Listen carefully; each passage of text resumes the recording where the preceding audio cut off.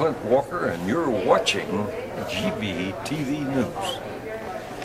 Thanks, Clint, and I'm Randy Hansen. In today's World News headlines, pro-Assad forces accused of new massacre in Syria. And U.S. urges Russia to back new sanctions on Assad. And over 100 killed in Nigeria gasoline tanker explosion.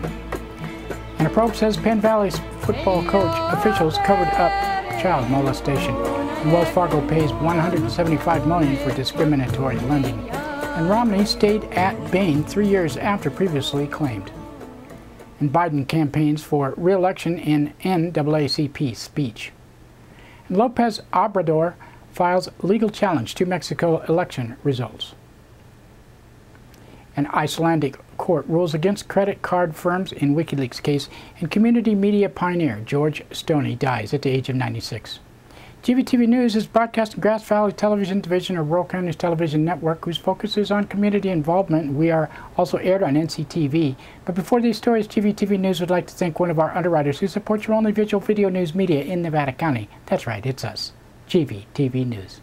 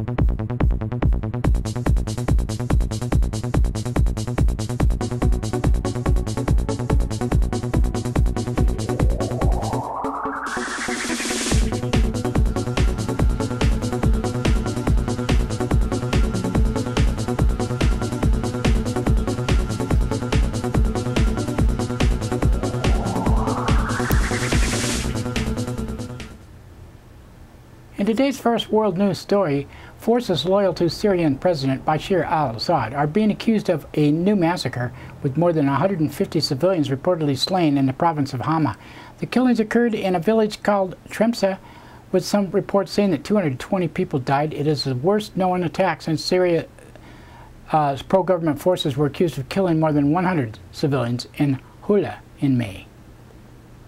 The alleged new massacre has boosted calls for the United Nations Security Council to pass a binding measure against Syria, threatening sanctions and potential military action under Chapter 7 of the UN Charter.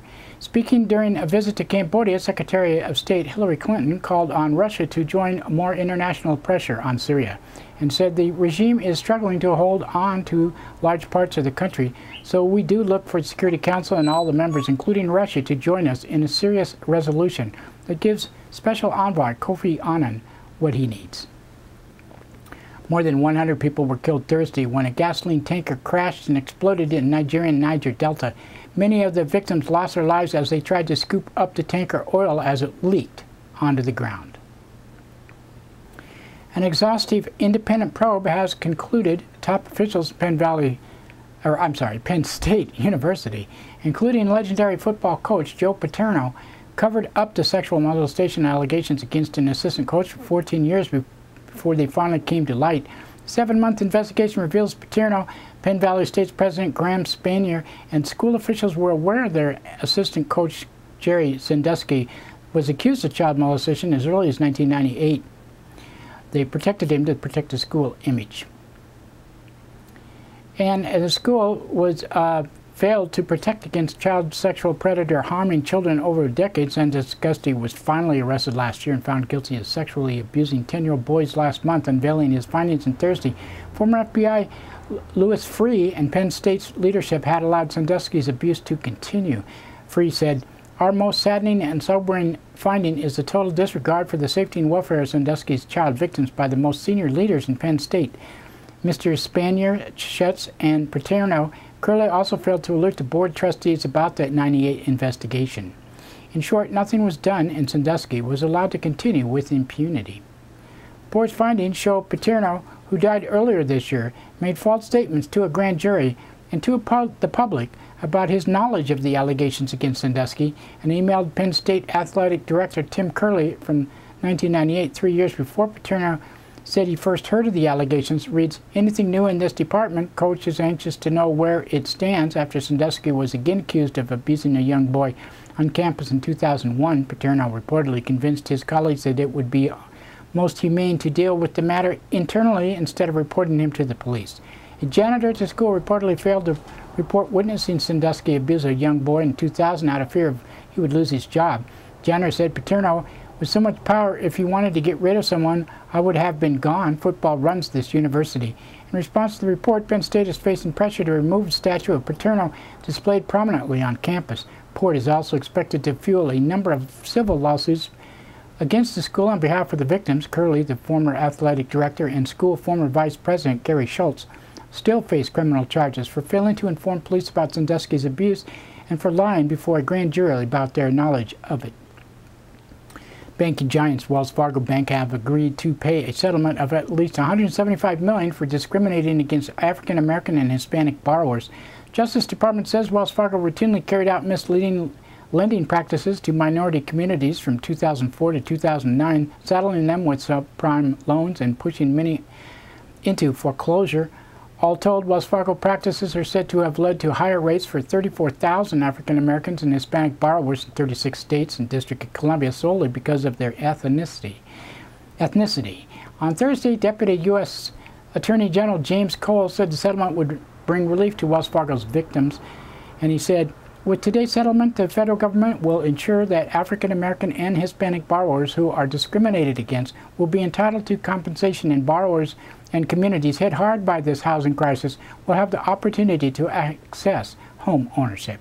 Under the settlement terms, Wells Fargo will pay $125 million in compensation to borrowers and another $50 million in direct down payment aid in part of the country where rampant discrimination was found. In striking the deal, Wells Fargo refused to admit any wrongdoing but said it wanted to settle the case to avoid a lengthy legal dispute. Newly disclosed records show Republican presidential candidate Mitt Romney remained at the helm of the private equity firm Bain Capital 3 years longer than he was previously disclosed. Romney has maintained he left Bain in '99 to run the Winter Olympics in Utah, but Boston Globe reports Romney retained control of Bain and earned a salary through 2002.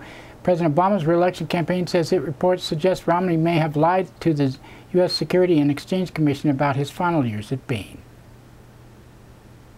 One day after Mitt Romney was booed by the NAACP convention in Houston, Vice President Joe Biden received a friendly reception on Thursday when he delivered an address urging support for President Obama's re-election.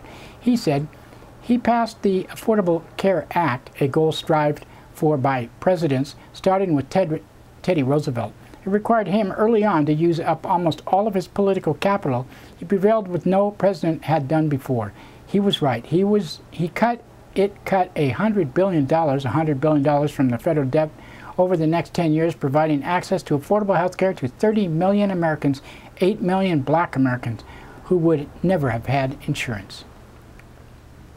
In Mexico, runner-up candidate Andres Manuel Lopez Obrador, I think it is, has filed legal challenge seeking to void the recent election victory of Enrique Peña Nieto.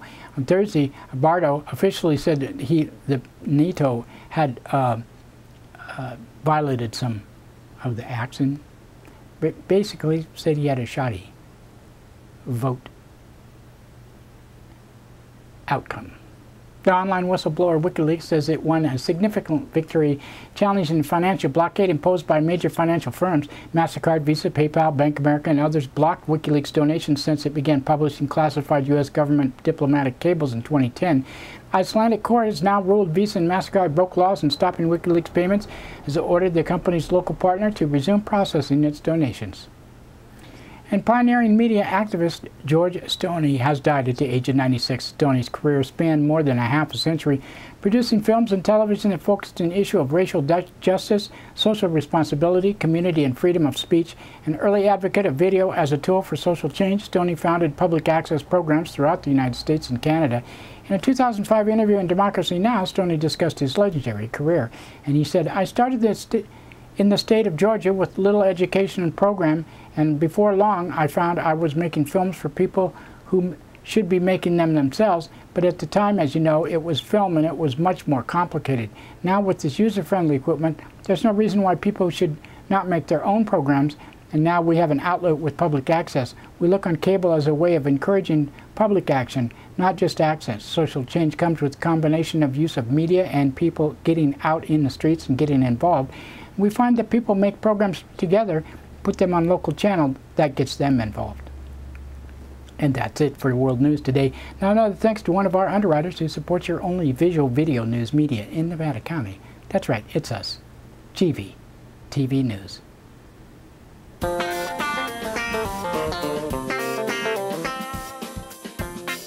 Soundcheck Music Center, the rock and roll connection. We have guitars, amps, drum equipment, sound accessories, lessons, and repairs.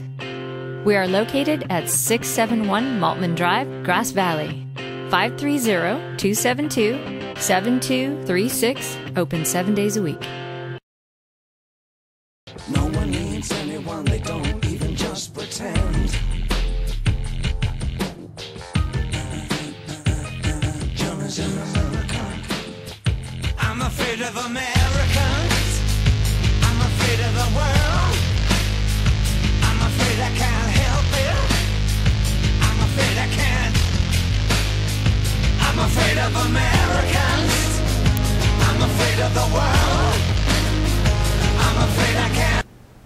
That's right, it's time for the police blotter, and pictures in the blotter are not from these actual events, but used for visual aid only. Grass Valley Police Department on Wednesday, 9:14 a.m.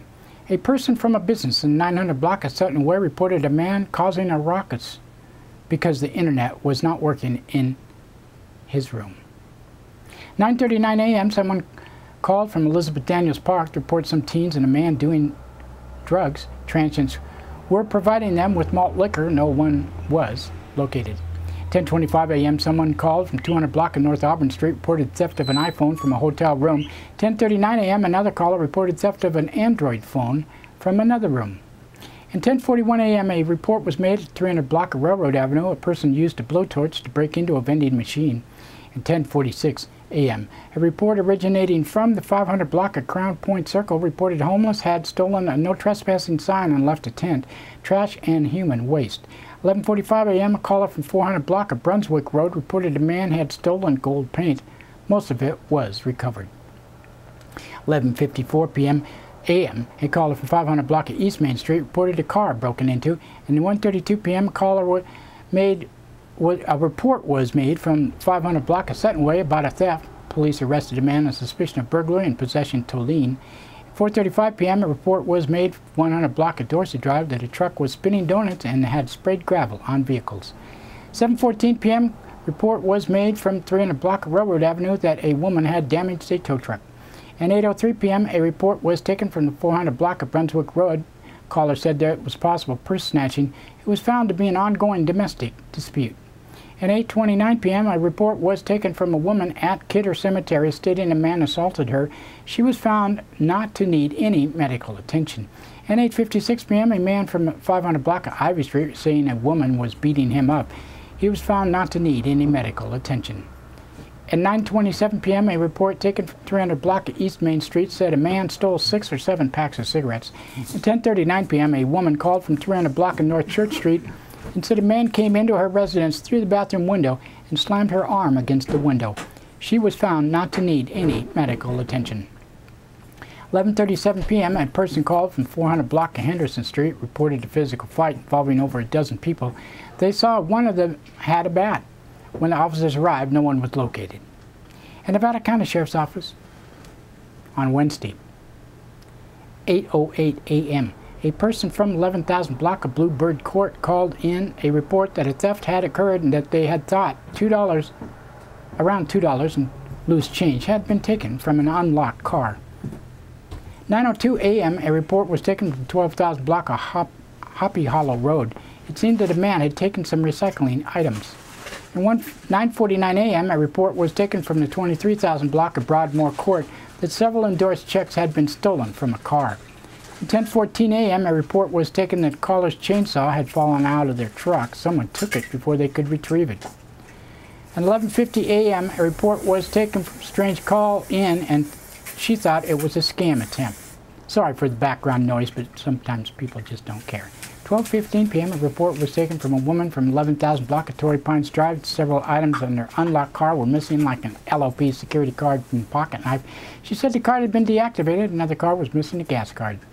3:33 p.m., a report was taken from a daughter living in Burma Road, stating her mother had thrown a lamp at her. After investigation, it didn't seem to be abuse. And 6:06 p.m., a call came from Rapp Road reporting a house had been broken into. A teenager who lives there confessed he had a little party when his parents were away. And 6:14 p.m., caller called 911 from Flying T Road, stating another man had brandished a pistol on him during an argument. 6:20 p.m., an intoxicated man from 14,000 block of Highway 49 stated he was drunk, probably should go to jail.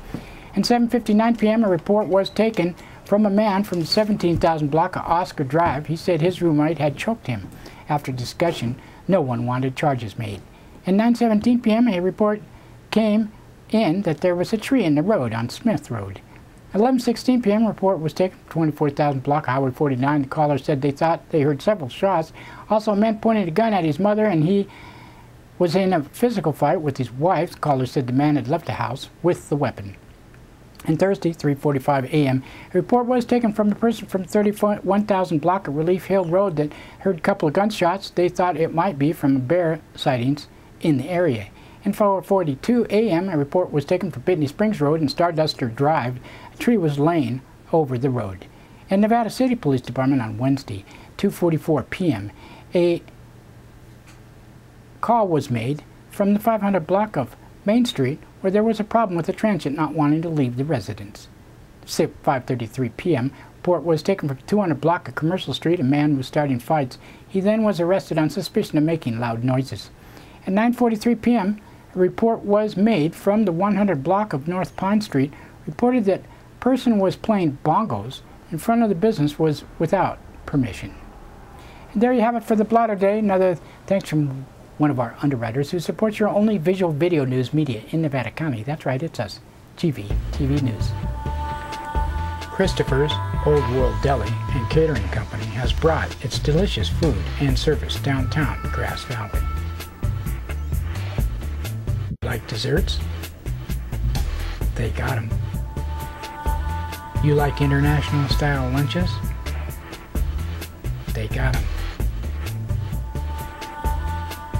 Christopher's Deli and Catering for parties, get-togethers, weddings, or whatever. Open 7 days a week.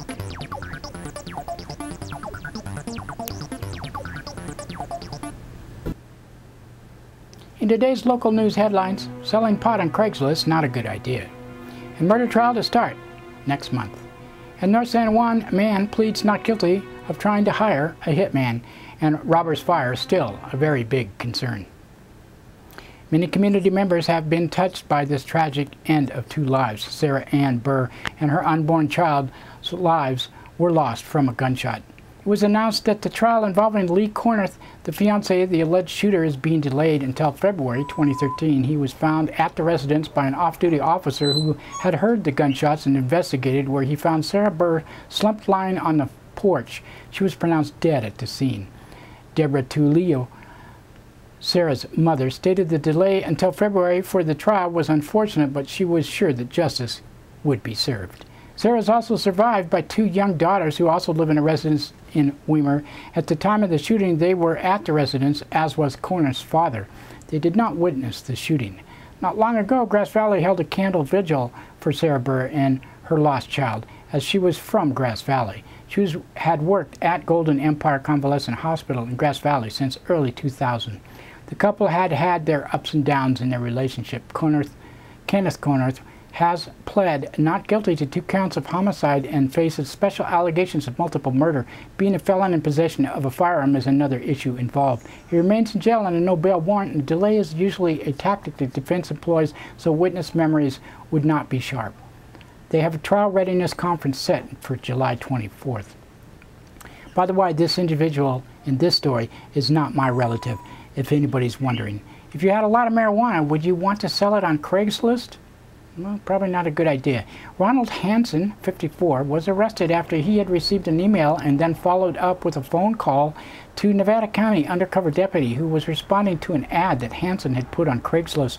Officer arranged with Hansen to meet him in Glenbrook Basin restaurant to buy a half-ounce of pot. They had agreed $300 worth of pot, and a second undercover deputy made a contact with Hansen and showed him the money and received 2 bags of pot. Hansen was held in his car and then ticketed for suspicion of possession of marijuana for sale. Alleged that he admitted to have marijuana at his house. A search warrant was obtained, and after a search of his house on the 13,000 block of Ridge Road, they found 100 pounds of marijuana on stems, as well as several firearms. Richard Hansen's attorney, Stephen Munkelt, presented to the court that his client's statements after being held was based on task force unsupportable view of the law that any distribution of marijuana is unlawful. Judge R.M. Smith did not agree with Munkelt's statements and felt the amount of money involved and the fact that Hansen and the undercover deputy were strangers exceeded the Prop 215 rules for patients to obtain medicine. Hansen is part of a collective of 8 patients, and he says he's supported by the Compassionate Use Act. Hansen will be arraigned on July 23rd. On July 23rd. That's when it is. A local San Juan Ridge man seemed to have a history of women abuse. Going back previous relationships, David Michael Bricknell was arrested for an alleged plot to hire someone to murder a woman. Nevada County Sheriff's Narcotics Task Force members had intercepted several calls where Bricknell was wanting to either kidnap this woman or to murder her. It was alleged.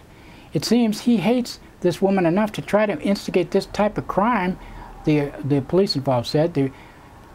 Bricknell's property is located at 18,000 block of Grusin Grade Road, and they found a handgun, ammunition, and a marijuana grow. Bricknell was arrested. He has pled not guilty to the murder solicitation charges and being a felon in possession of a firearm while under a restraining order.